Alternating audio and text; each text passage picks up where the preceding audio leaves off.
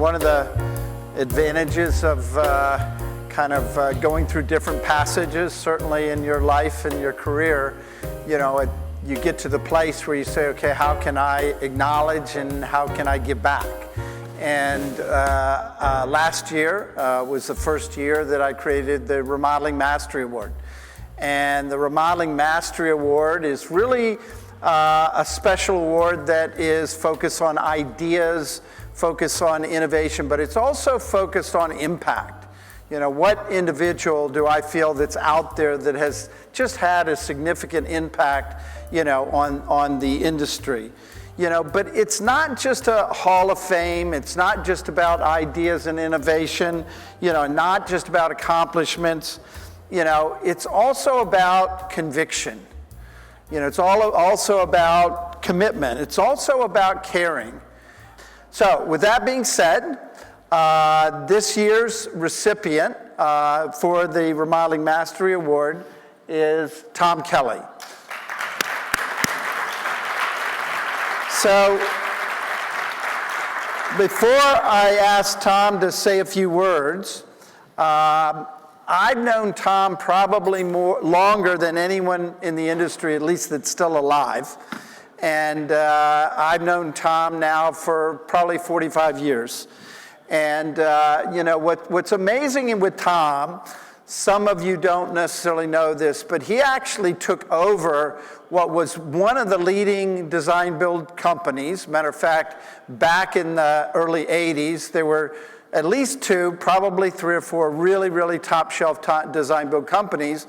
And my company, Case, and certainly Tom's company, Neil Kelly, we kind of refer to each other as the East Coast Neil Kelly company or the West Coast Case. So we were kind of the bookends, so to speak, with all the other, certainly, firms in between. But Tom became leader of his company, which I believe was about a $5 million company way back in 1980, at 27 years old. 27 years old. But what Tom is able to do is he's been able over the years grow it in an amazing way. But the impact that Tom has is so much more than just what we see in the sticks and bricks and what we see in the business. His commitment, I think, to sustainability and the environment, to the community, creating a B Corp within his company that has a certain level of standard it's got to live up to. The innovation of opening satellite offices and multiple things, developing, as you've heard over the course, one of the top leadership teams, I would say, of all the companies that I see, certainly led by Dan Watson. It's just, he's so deserving. So, Tom. Thank you, Mark. Here's the award. All right. Cool. Well, my wife always gets on me. She's over here. She actually came across the country with me because of this award. She always gets on me about bragging, but this is a time when, you can brag a little bit. I worked on my first remodeling job at age 12. We were putting we were basically digging out underneath a house and putting in a basement.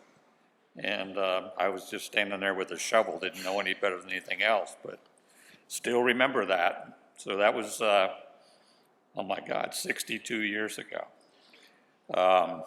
So, growing up after that, I was working every summer for the company and then went away to school and came back, and I tried to escape to a few places like San Francisco to be a hippie, and my dad wouldn't let me go. Which really remarks are going to be kind of chronological. I stand on the shoulders of my dad. He was just an incredible man.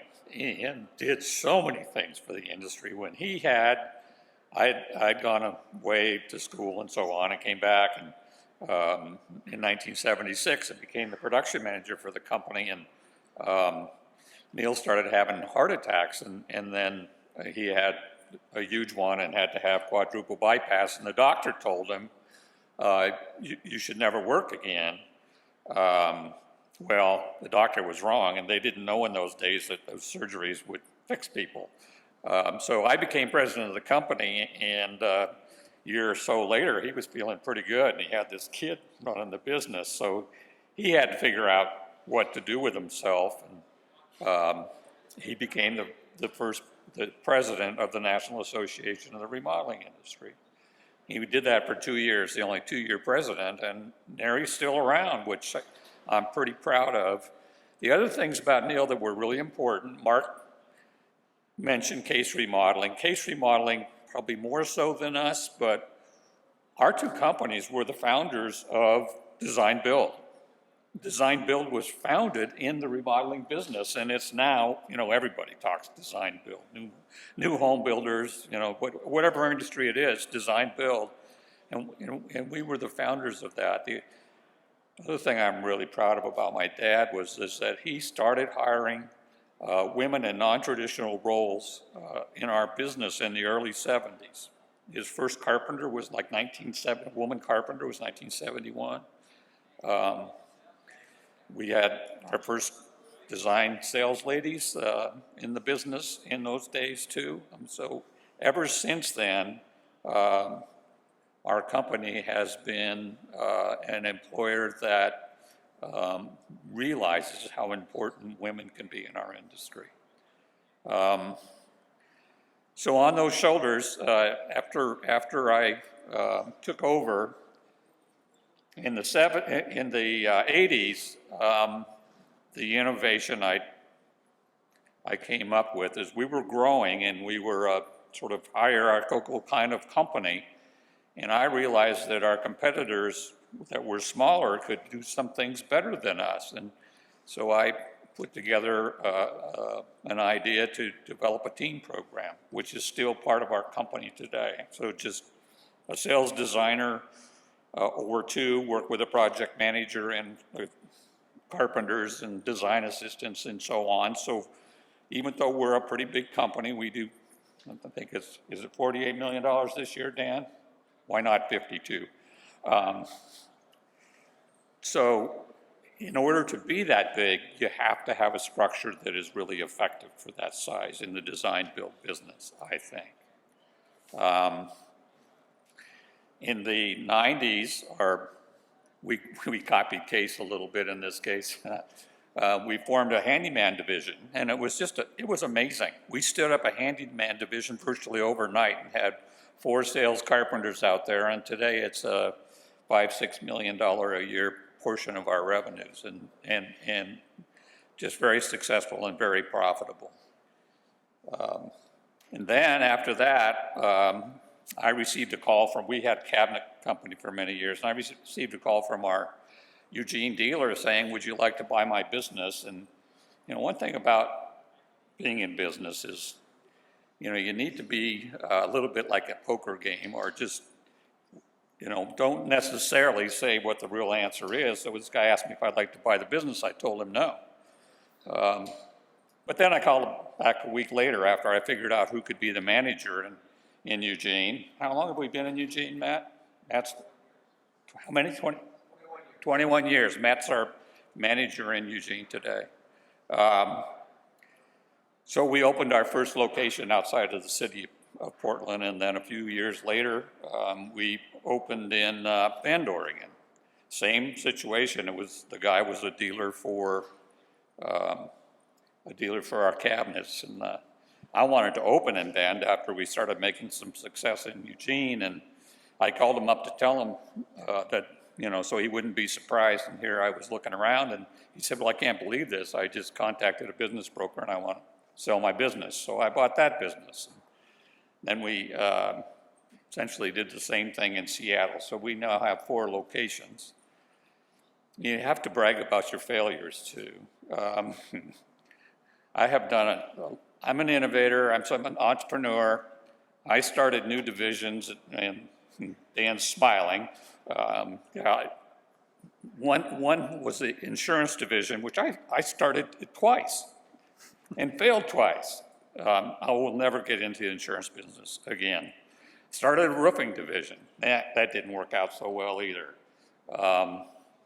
So I really believe you have to continue to innovate, be persistent, be optimistic, but be ready to fail too. So those are some of the characteristics that I think have carried me to today. I retired from day to day from Neil Kelly 3 years ago and made Dan the CEO. I'm mentoring my son to be the owner of the business, my son Garrett. And that, you guys, is being in a position in life where you can not work so much and work on things like that, working on estate planning and transition and all that. It's a really satisfying part of life. I think, again, the reasons why I've had any success at all is because I'm persistent, optimistic. I really enjoy innovating. I enjoy starting new businesses. I didn't mention solar. Solar, I bought this business, same kind of thing, was the oldest solar business in Oregon, and the guy called me up, would you like to buy my business? And of course I said no at first, but that's about, I think, 13, 14 years ago, and now it's the fastest growing division at Neil Kelly.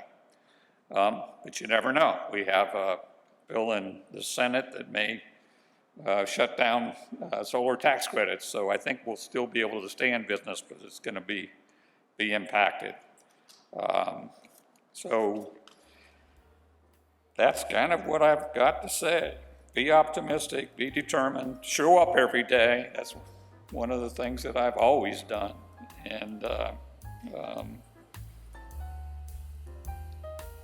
prepare the business for the next generation of success. We've been in business 78 years. I hope that we're in business another 78 years. I don't think I'm gonna make it to the 100-year mark, but I might. So see, be optimistic. Thank you. Congratulations.